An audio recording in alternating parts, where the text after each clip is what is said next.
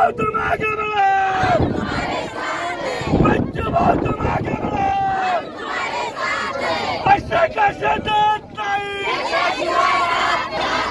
बड़ा जनशक्ति पक्षात जय जवान जय किसान, बच्चू भाव तुम आगे बढ़ो, हम तुम्हारे साथ हैं, बच्चू भाव तुम आगे बढ़ो, हम तुम्हारे साथ हैं, जय जवान जय किसान, जय जवान जय किसान, शेतकऱ्यांच्या हम तुम्हारे साथ हैं,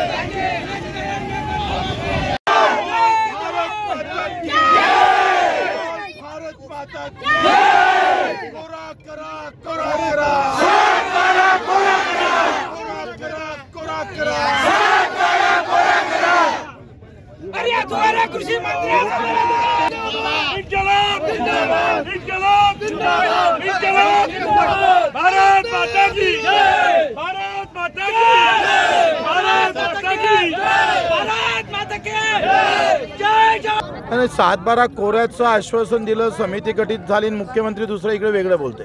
यावर्षी पीक पाणी चांगलं आहे, मग कर्जमाफीची गरज काय? तर पीक पाणी मागच्या वर्षी चांगलं होतं, 3400 रुपये सोयाबीन विकावं लागलं, आता 1500 रुपये ज्वारी विकावं लागतं, हमी भाव 33 रुपयाचा, अर्ध्याच आम्हाला विकावं लागतं ज्वारी।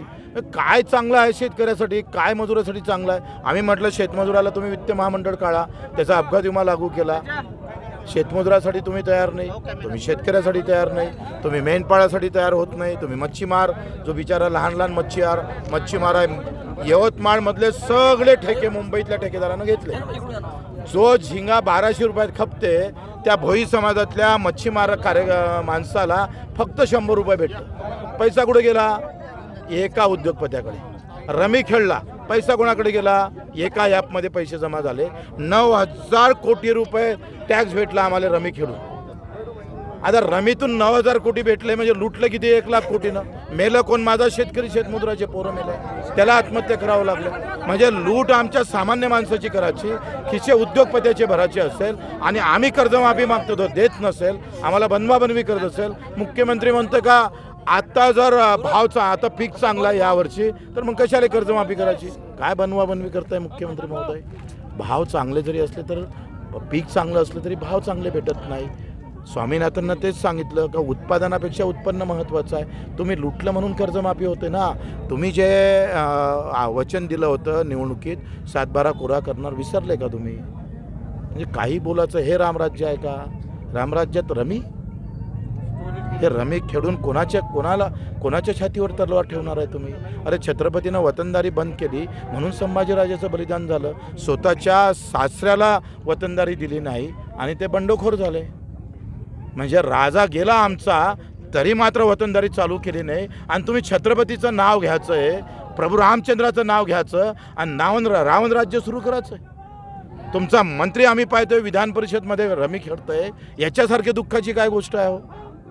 काय अपेक्षा काय करायच्या?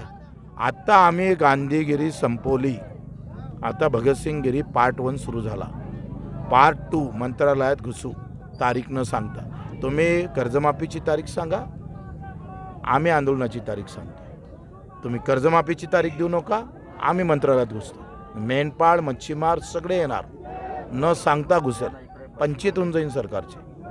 बच्चू कडूंनी अन्नत्याग आंदोलन केलं, आश्वासन मिळाली, नंतर पुन्हा पायी यात्रा केलेली आहे, पायाला फोड आलेले आहेत, शेतकऱ्यांची मागणी घेऊन येत आहे। न मागता शक्तीपीठ, न मागता लाडकी बहीण, आणि मागून मधून राहिले शेतकरी, ते देत नाही।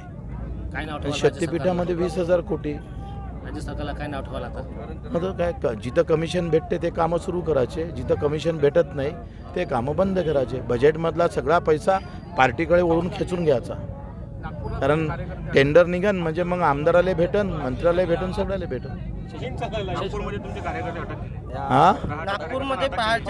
अटकून ठेवल्या। नागपूरला पेशन आंदोलन करू आता। तिथल्या एसपी हा बीजेपी कार्यालयातून आदेश दिलेला आहे, तिथला एसपी बीजेपी कार्यालयात होता आणि तिथून सांगितलं का शेतकरी असेल त्याला अटक करा। आता एवढं अधिक काय पाहिजे?